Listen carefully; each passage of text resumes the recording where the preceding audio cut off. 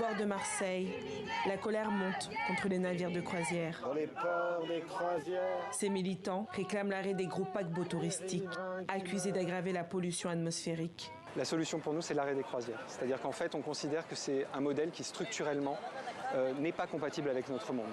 Les riverains sont les premières victimes de ce fléau.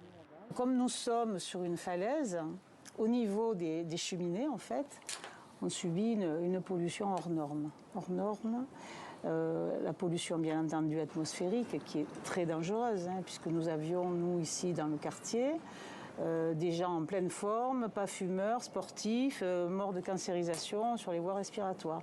Et ça se multiplie.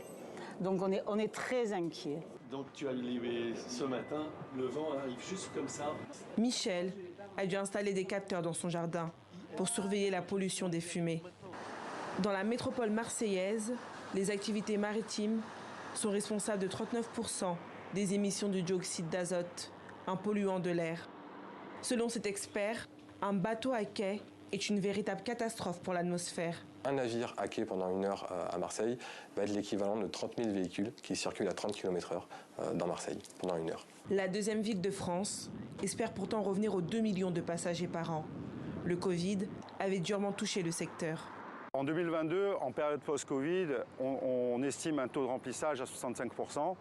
On pense que ça va revenir aux belles heures de la croisière. Ça nous permettra de faire fructifier la beauté de la région et aussi de créer de l'emploi.